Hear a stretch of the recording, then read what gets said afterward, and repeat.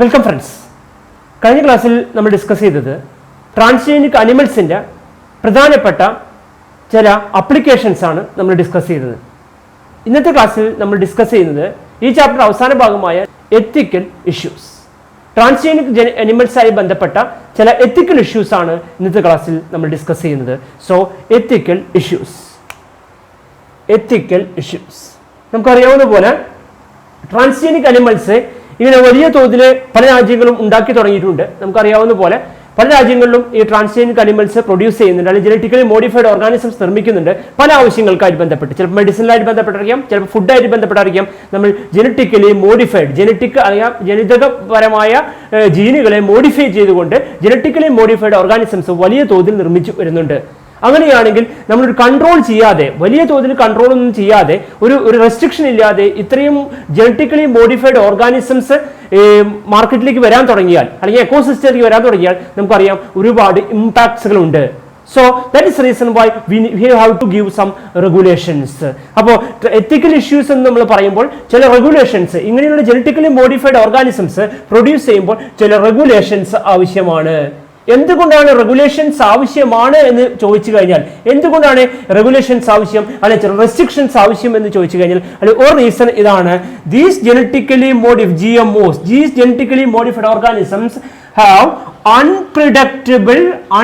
അൺപ്രിഡിക്റ്റബിൾ നമുക്ക് പ്രിഡിക്റ്റ് ചെയ്യാൻ കഴിയാത്ത അത്ര തരത്തിലുള്ള ചില ഇമ്പാക്റ്റുകൾ, അൺപ്രിഡിക്റ്റബിൾ ഇമ്പാക്ട് ഓൺ എക്കോസിസ്റ്റം. അതായത് എക്കോസിസ്റ്റം എന്ന് പറയുന്ന നമ്മുടെ എൻവയോൺമെന്റിലേക്ക് ഇങ്ങനെയുള്ള ജനറ്റിക്കലി മോഡിഫൈഡ് ഓർഗാനിസംസ് വരുമ്പോൾ അൺപ്രിഡിക്റ്റബിൾ ആയിട്ടുള്ള ഇമ്പാക്റ്റുകൾ നമ്മുടെ എക്കോസിസ്റ്റത്തിൽ, നമ്മുടെ എൻവയോൺമെന്റിനെ ബാധിക്കും എന്നുള്ളതാണ്. അതുകൊണ്ട് തന്നെ ഇങ്ങനെ ഇൻട്രൊഡ്യൂസ് ചെയ്യുന്ന ജനറ്റിക്കലി മോഡിഫൈഡ് ഓർഗാനിസത്തെ കുറിച്ച് പഠിക്കാനും അതിനെ റെസ്ട്രിക്ട് ചെയ്യേണ്ട സമയത്ത് റെസ്ട്രിക്ട് ചെയ്യാനും റെഗുലേറ്റ് ചെയ്യാൻ വേണ്ടി ചില റെഗുലേഷൻസ് നിർബന്ധമായും ആവശ്യമാണ്.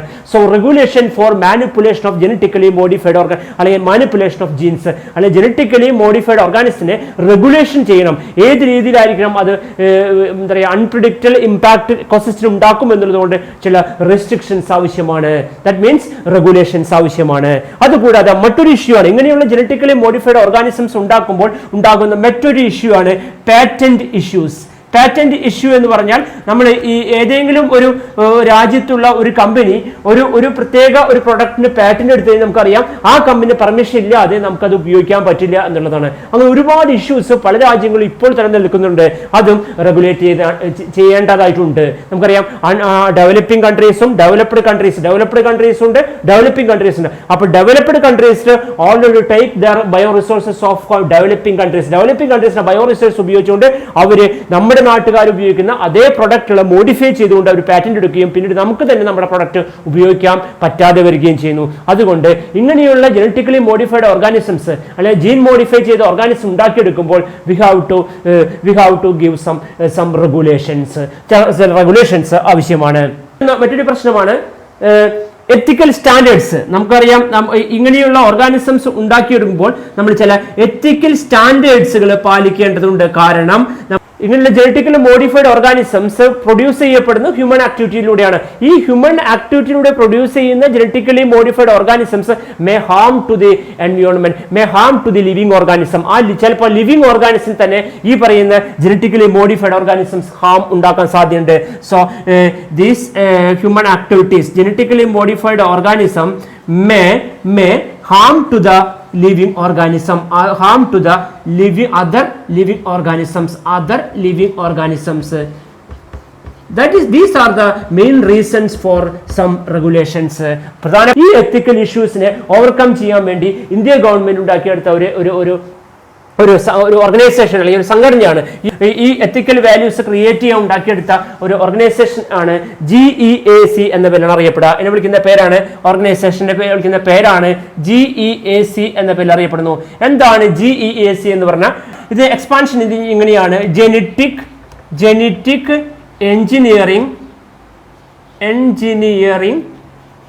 Engineering approval committee. A committee was installed and this committee approval committee. ഒന്നാമത്തെ മേഖല എന്ന് പറയുന്നത് validity of decision to validity of the genetically modified organism research. GM research. GM റിസർച്ചിന്റെ വാലിഡിറ്റി അല്ലെങ്കിൽ GM ഗവേഷണത്തിന് ജനറ്റിക്കലി മോഡിഫൈഡ് ഓർഗാനിസത്തിന്റെ ഗവേഷണത്തിന്റെ വാലിഡിറ്റി നിർണ്ണയിക്കുന്നത്, അതിൽ ഡിസിഷൻ എടുക്കുന്നത് ആ വാലിഡ് ആണോ എന്ന്, ഇൻവാലിഡ് ആണോ വാലിഡ് ആണോ, അല്ലെങ്കിൽ അത് ഉപയോഗയോഗ്യമുള്ളതാണോ അല്ലെങ്കിൽ ഉപയോഗശൂന്യമായതാണോ അല്ലെങ്കിൽ ഇത് ആവശ്യമുള്ളതാണോ എന്നൊക്കെ തീരുമാനിക്കുന്ന ആളുകൾ എന്ന് പറയുന്നത് GAC എന്ന് പറയുന്ന അപ്രൂവൽ കമ്മിറ്റിയാണ്. അതാണ് ഒന്നാമത്തെ ഒരു പോയിന്റ് ഇവർ നിൽക്കുന്ന. രണ്ടാമത്തെ മേഖല എന്ന് പറയുന്നത് safety of GMOs to introduce into the public service. അതായത് പബ്ലിക് ഈ പറയുന്ന ജനറ്റിക്കലി മോഡിഫൈഡ് ഓർഗാനിസത്തിനെ ഉപയോഗിക്കും മുമ്പ് തന്നെ അതിന്റെ സേഫ്റ്റിനെ കുറിച്ച് പൂർണ്ണമായി പഠനം നടത്തി അതിനൊരു അപ്രൂവൽ കൊടുത്താൽ മാത്രമേ ഈ പറയുന്ന ജനറ്റിക്കലി മോഡിഫൈഡ് ഓർഗാനിസം ഉണ്ടാക്കിയെടുത്ത കമ്പനിക്ക് അത് പബ്ലിക് സർവീസിലേക്ക് ഇൻട്രൊഡ്യൂസ് ചെയ്യാൻ പറ്റുള്ളൂ. ഈ രണ്ട് കാര്യങ്ങൾ കൃത്യമായി ജനറ്റിക് എഞ്ചിനീയറിംഗ് അപ്രൂവൽ കമ്മിറ്റി പരിശോധന ശേഷം മാത്രമേ ഈ പറയുന്ന മാർക്കറ്റിലേക്ക് അല്ലെങ്കിൽ പബ്ലിക് സർവീസിലേക്ക് ഈ പറയുന്ന ജനറ്റിക്കലി മോഡിഫൈഡ് ഓർഗാനിസം ഇൻട്രൊഡ്യൂസ് ചെയ്യാൻ പറ്റുള്ളൂ. അപ്പോൾ എത്തിക്കൽ ഇഷ്യൂസ് എന്ന് പറയുന്ന ആ issues we have already told about some restrictions, some regulations. Who will regulate this genetically modified organism? This committee will regulate the genetically modified organism. Its name is GAC, Genetic Engineering Approval Committee. കാര്യങ്ങളാണ് അവർ പരിശോധിക്കുക. ഒന്ന്, ആ genetically modified ഓർഗാനിസത്തിന്റെ റിസർച്ചിന്റെ വാലിഡിറ്റിയെ കുറിച്ച് അവർ പഠിക്കും. രണ്ടാമത് അതിനുശേഷം safety to introduce in the public service, അതായത് genetically modified organism public സർവീസിലേക്ക് അല്ലെങ്കിൽ പബ്ലിക് സിസ്റ്റത്തിലേക്ക് അല്ലെങ്കിൽ മാർക്കറ്റിലേക്ക് ഇൻട്രൊഡ്യൂസ് ചെയ്തതിന്റെ സാധ്യത, അതിന്റെ സേഫ്റ്റി എന്തൊക്കെയാണെന്ന് പഠിച്ചതിന് ശേഷം മാത്രമേ അപ്രൂവൽ കൊടുക്കുകയുള്ളൂ. Once this committee approve this genetically modified organism എന്ത് ചെയ്യാൻ പറ്റും, കമ്പനിക്ക് അത് മാർക്കറ്റിൽ introduce into the market. അതിനുശേഷം മാത്രമേ അത് കമേഴ്സ്യലൈസേഷൻ സാധ്യമാവുള്ളൂ. അപ്പോൾ അങ്ങനെയാണെങ്കിൽ എന്താണ് പ്രധാനപ്പെട്ട പാറ്റന്റ് ഇഷ്യൂ എന്ന് നമുക്ക് പരിശോധിക്കേണ്ടതുണ്ട്. ഒരു എക്സാമ്പിൾ നമുക്ക് പരിശോധിക്കണം. എന്താണ് പാറ്റന്റ് ഇഷ്യൂ എന്നുള്ളതിന് ഒരു എക്സാമ്പിൾ നമുക്കൊന്ന് പരിശോധിക്കാം. നമുക്കറിയാവുന്ന പോലെ ഇന്ത്യയിലെ ഏറ്റവും കൂടുതൽ അല്ലെങ്കിൽ ഏഷ്യൻ കൺട്രീസിലെ ഏറ്റവും കൂടുതൽ കൃഷി ചെയ്യുന്ന അഗ്രികൾച്ചർ ക്രോപ്പാണ് നമുക്കറിയാം റൈസ് എന്ന് പറയുന്നത്. നിങ്ങൾക്ക് മുമ്പ് തന്നെ റൈസ് എന്ന് നമ്മൾ ഏറ്റവും കൂടുതൽ നമ്മുടെ ഫുഡ് ഗ്രെയിൻ ആയിട്ട് നമ്മൾ ഉപയോഗിച്ചുകൊണ്ടിരിക്കുന്നത്. പ്രത്യേകിച്ചും ഏഷ്യൻ കൺട്രീസിലും എസ്പെഷ്യലി ഇന്ത്യയിലും ഒരുപാട് ഈ റൈസ് വെറൈറ്റീസ്. അതുകൊണ്ട് തന്നെ 10,000 വർഷങ്ങൾക്ക് മുമ്പ് തന്നെ നമ്മൾ ഈ റൈസിന്റെ പ്രാധാന്യത്തെക്കുറിച്ചും നെല്ല് ഉൽപാദനം ആരംഭിച്ചിട്ടുള്ളത് കൊണ്ട് തന്നെ നമുക്കറിയാം വർഷങ്ങൾക്ക് മുമ്പ് തന്നെ നമ്മൾ ഈ മേഖലയിൽ മികച്ച വെറൈറ്റീസ് ഓഫ് ട്രഡീഷണൽ ആയിട്ടുള്ള ചില വെറൈറ്റീസ് ഓഫ് നമ്മൾ ഉണ്ടാക്കിയെടുത്തിട്ടുണ്ട്. അതിൽ ഏകദേശം കണക്കുകൾ പരിശോധിച്ചു കഴിഞ്ഞാൽ ഏകദേശം 2 ലക്ഷത്തോളം റൈസ് വെറൈറ്റീസ് നമ്മുടെ രാജ്യത്ത് ഇപ്പോൾ ഉണ്ടെന്നാണ് പറയപ്പെടുന്നത്. അതിൽ ഈ 2 ലക്ഷത്തെ റൈസ് വെറൈറ്റികളിൽ നമുക്കറിയാവുന്ന പോലെ ഏറ്റവും ഫേമസ് ആയുള്ള റൈസ് വെറൈറ്റിയാണ് ബസുമതി എന്ന് പറയുന്ന റൈസ് വെറൈറ്റി. വളരെ ഫേമസ് ആയിട്ട് നമ്മൾ ഇന്ത്യയിലെ വിവിധ സ്ഥലങ്ങളിൽ നമ്മൾ ഉപയോഗിക്കാറുണ്ട്. ഡെക്കാൻ പ്ലാറ്റ്യൂ പോലെയുള്ള സ്ഥലങ്ങളിലൊക്കെ വൻതോതിൽ ഈ പറയുന്ന ബസുമതി റൈസ് ഉപയോഗിക്കാറുണ്ട്. കാരണം ബസുമതി റൈസിന്റെ പ്രത്യേകത എന്ന് പറയുന്നത് നമ്മുടെ നാട്ടിൽ ഇൻഡിജിനസ് ആയിട്ട് ഉണ്ടാക്കപ്പെട്ട ഒരു റൈസ് വെറൈറ്റിയാണ് ബസുമതി എന്ന് മാത്രമല്ല അതിന്റെ aroma and fragrance are universally accepted. അതായത് ഈ പറയുന്ന ബസുമതി റൈസിന്റെ പ്രാധാന്യവും അതിന്റെ ആരോഗ്യവും അതിന്റെ ഫ്ലേവറും ഒക്കെ യൂണിവേഴ്സലി ആക്സെപ്റ്റഡ് ആണ്. അതുകൊണ്ട് തന്നെ ഏകദേശം 27 ഡോക്യുമെന്റഡ് വെറൈറ്റി ഡോക്യുമെന്റ് ചെയ്തിട്ടുള്ള 27 വെറൈറ്റി ബസുമതി നമ്മുടെ നാട്ടിൽ ഇപ്പോൾ കാണുന്നുണ്ട്. അതായത് 27 വെറൈറ്റീസ് നമ്മുടെ നാട്ടിൽ നമ്മൾ കാണുന്നുണ്ട്. ഈ ബസുമതിയുടെ വെറൈറ്റിയാണ് 27ഓളം നമ്മൾ നമ്മുടെ നാട്ടിൽ കാണുന്നുണ്ട്. മാത്രമല്ല പണ്ട് കാലത്തുള്ള ഫോക്കുലാറുകളിലും പോയട്രികളിലും പണ്ട് കാലത്തുള്ള ടെക്സ്റ്റുകളിലും അതുപോലെ തന്നെ ഈ പറയുന്ന ഫോക്കുലർ നാടൻ പാട്ടുകൾ അതുപോലെ നാടൻ രീതികളിലൊക്കെ ഈ ബസുമതി റൈസിന്റെ പ്രാധാന്യത്തെക്കുറിച്ച് വളരെയധികം പ്രത്യേക രീതിയിൽ എടുത്തു പറയുന്നുമുണ്ട്. അങ്ങനെ 1997 ഒരു അമേരിക്കൻ കമ്പനി ഈ പറയുന്ന നമ്മുടെ ഈ ബസുമതി റൈസിന് അവരുടെ നാട്ടിൽ കാണുന്ന സെമി ഡ്വാർഫ് റൈസ് ആയിട്ട് കമ്പൈൻ ചെയ്യിച്ചിട്ട് ഒരു പുതിയ ബസുമതി റൈസ് ഉണ്ടാക്കിയെടുത്തു. പുതിയ ഒരു ബസുമതി റൈസ് ഉണ്ടാക്കിയെടുത്തു. എന്നിട്ട് അവർ അവകാശപ്പെട്ടു it is N innovative and novel product, ഒരു പുതിയ പ്രൊഡക്റ്റ് ആണെന്ന് അവർ അവകാശപ്പെട്ടു. അതിന്റെ പേരിൽ അവർ എന്ത് ചെയ്തു? അവർ US trade and patent trade and patent ഓഫീസിൽ അവർ അതിന് അപ്ലിക്കേഷൻ വെച്ച് അവരുടെ പാറ്റന്റ് ഈ പറയുന്ന ബസുമതി റൈസിന് പാറ്റന്റ് നേടിയെടുത്തു. എന്ത് സംഭവിച്ചു?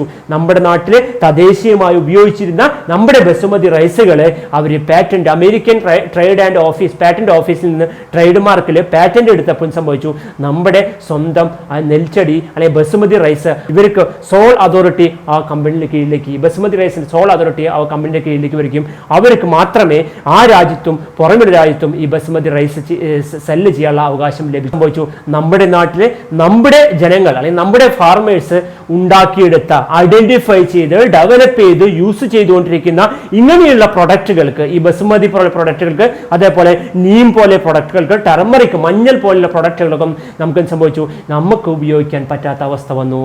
This is the main issue related with പാറ്റന്റായി ബന്ധപ്പെട്ട മെയിൻ ഇഷ്യൂ ആണ്. അതുകൊണ്ട് തന്നെ ഈ എല്ലാ രാജ്യങ്ങളും ഈ വിജിലൻ്റായി ഇങ്ങനെയുള്ള കേസുകൾ ഉണ്ടാകുമെന്ന് മനസ്സിലായതോടുകൂടി എല്ലാ രാജ്യങ്ങളും ഇന്ത്യ രാജ്യവും അതേപോലെ തന്നെ മറ്റുള്ള രാജ്യങ്ങളും ഈ കേസ് നമ്മുടെ സ്വന്തം രാജ്യത്തുള്ള പ്രൊഡക്റ്റ് കൊണ്ടുപോയിട്ട് മറ്റുള്ള രാജ്യത്തെ അല്ലെങ്കിൽ സയന്റിസ്റ്റുകൾ അതിനെ കമ്പൈൻ ചെയ്ത് പുതിയ പ്രൊഡക്റ്റ് ഉണ്ടാക്കി ആ പ്രൊഡക്റ്റിന് പാറ്റന്റ് എടുക്കുന്നതോടുകൂടി നമുക്ക് പോലും നമ്മുടെ പ്രൊഡക്റ്റ് ഉപയോഗിക്കാം. ഇൻഡിജിനസ് ആയി ഉപയോഗിച്ചിരുന്ന നമ്മൾക്ക് പോലും നമ്മുടെ ഫാർമേഴ്സിന് പോലും ആ പ്രൊഡക്റ്റ് ഉപയോഗിക്കാൻ പറ്റാത്ത അവസ്ഥയിൽ വന്നു.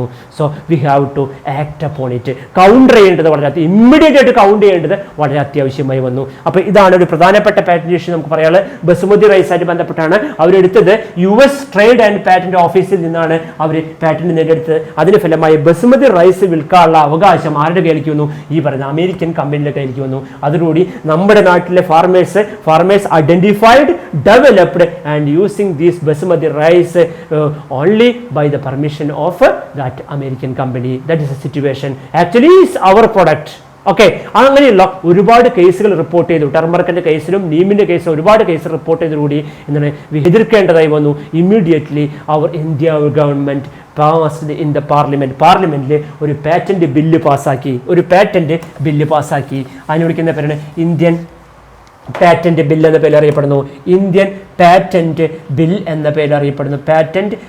എന്ന പേരിൽ അറിയപ്പെടുന്നു. ഈ പാറ്റന്റ് ബില്ല് അമെൻമെന്റ് ചെയ്യുന്ന ഭേദഗതികൾ വരുത്തി ഇന്ത്യ ഗവൺമെന്റ് പുതിയ രീതിയിലേക്ക് ഇന്ത്യൻ പാറ്റന്റ് ബില്ല് മാറ്റിയെടുത്തു. അങ്ങനെ ആ പാറ്റന്റ് നമ്മൾ കൊടുക്കുകയാണെങ്കിൽ ഒരു പാറ്റന്റ് സംബന്ധമായ കാര്യങ്ങൾ എങ്ങനെ ചെയ്യണമെന്നും ഏത് രീതിയിലായിരിക്കണം അത് ഇംപ്ലിമെന്റ് ചെയ്യണം എന്നും അവർ പ്രത്യേകം അതിന് പ്രാധാന്യം കൊടുത്തുകൊണ്ട് അവർ പറഞ്ഞു. മൂന്ന് കാര്യങ്ങൾക്കാണ് അവർ പ്രാധാന്യം കൊടുത്തത്. പാറ്റന്റായി ബന്ധപ്പെട്ട ടേംസുകൾക്ക്, അതേപോലെ തന്നെ പാറ്റന്റായി ബന്ധപ്പെട്ട എമർജൻസി പ്രൊവിഷൻസ് ഉള്ള ഒരു ഭേദഗതി വരുത്തി. മൂന്നാമത്താണ് റിസർച്ച് ആൻഡ് ഡെവലപ്മെന്റ് പ്രാധാന്യം കൊടുത്തിട്ടുള്ള പാറ്റന്റ് ഭേദഗതി ബില്ല് അവർ കൊണ്ടുവരികയാണ് ഉണ്ടായത്. അപ്പോൾ 3 കാര്യങ്ങൾക്കാണ് ഇന്ത്യൻ പാറ്റന്റ് ബില്ല് പാർലമെന്റിൽ അമെൻമെന്റ് ചെയ്തത്. 3 കാര്യങ്ങളാണ് ചെയ്തത്. 3 കാര്യങ്ങൾ ബേസ് ചെയ്തുകൊണ്ട് അമെൻമെന്റ് ഭേദഗതികൾ വരുത്തിയത്. അതിൽ ഒന്നാമത്തെയാണ് പാറ്റന്റ് ടേംസുകളെ മാറ്റി എഴുതി. അതേപോലെ എമർജൻസി പ്രൊവിഷൻസ് നമുക്ക് ചെയ്യാൻ പെട്ടെന്നുണ്ടാവുന്ന പ്രശ്നങ്ങളോട് അല്ലെങ്കിൽ പെട്ടെന്നുണ്ടാവുന്ന പാറ്റന്റ് ഇഷ്യൂനോട് എമർജൻസി ആയിട്ട് പ്രൊവിഷൻ ചെയ്യാനുള്ള അല്ലെങ്കിൽ മാറ്റപ്പെടുത്താനുള്ള ഒരു പ്രൊവിഷൻ അതിലേക്ക് ഇട്ടു. അതേപോലെ കൂടുതൽ റിസർച്ച് ആൻഡ് ഡെവലപ്മെന്റ്, ഇങ്ങനെ പാറ്റന്റ് ഇഷ്യൂസ് വരുന്നതുകൊണ്ട് കൂടുതൽ റിസർച്ച് ആൻഡ് ഡെവലപ്മെന്റ് ഇന്ത്യയിൽ ആരംഭിക്കാനുള്ള ഒരു സജഷൻസും കൂടി അവരതിൽ വെക്കുകയുണ്ടായി. ഇത്രയാണ് പാറ്റന്റായി ബന്ധപ്പെട്ട് പറയാനുള്ളതെങ്കിൽ നമുക്ക് പ്രധാനപ്പെട്ട ഇഷ്യൂ കേരളത്തെ സംബന്ധിച്ച് ഓൾ വേൾഡിൽ സംബന്ധിച്ച് പ്രത്യേകിച്ചും ഡെവലപ്ഡ് കൺട്രീസിന്റെ ഏറ്റവും വലിയ പ്രധാനപ്പെട്ട പ്രശ്നം എന്ന് പറയുന്നത് developed countries are financially high in nature. അവർ ഫിനാൻഷ്യലി ഹൈ ആണ്, പക്ഷെ ഏറ്റവും വലിയ പ്രധാനപ്പെട്ട പോരായ്മ എന്താണ്? പൂവർ ഇൻ ദെയർ ബയോഡൈവേഴ്സിറ്റി വളരെ പൂവറാണ്. മാത്രമല്ല ട്രഡീഷണൽ നോളജ്, നാടൻ ആയിട്ടുള്ള അറിവുകൾ അവർക്ക് വളരെ കുറവാണ്. ട്രഡീഷണൽ നോളജ് ആൻഡ് ഈ പറയുന്ന biodiversity are very poor but they are financially high. But in the case of developing countries or underdeveloped countries, third world countries, ഈ കൺട്രീസിലൊക്കെ എന്തുണ്ട്? അവർ ഫിനാൻഷ്യലി വീക്ക് ആണെങ്കിലും അവർ high in their biodiversity and traditional നോളജും biodiversity അവർക്ക് high ആണ്. അതുകൊണ്ട് തന്നെ ഡെവലപ്പിംഗ് കൺട്രീസുകൾ എവിടേക്ക് വരും?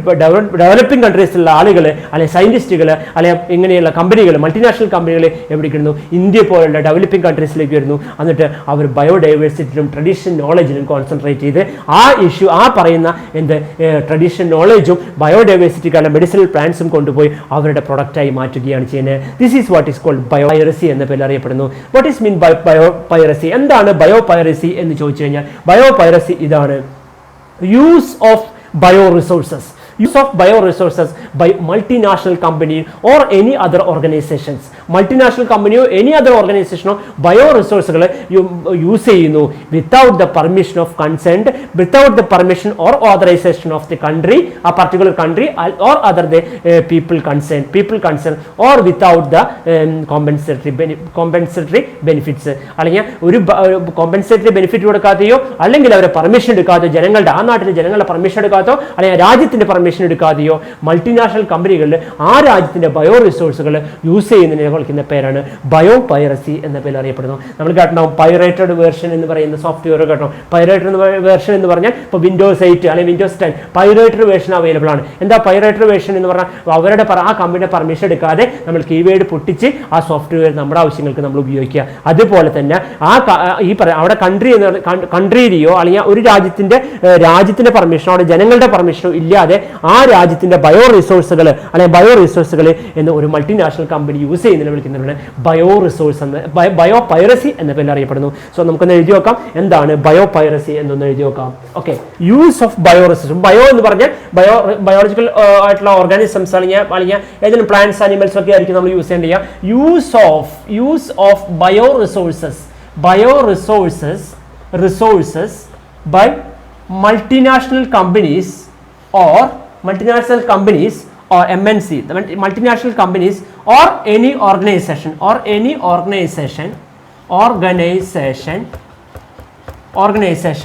without the authorization or permission of country or the people concerned without giving any compensatory benefit.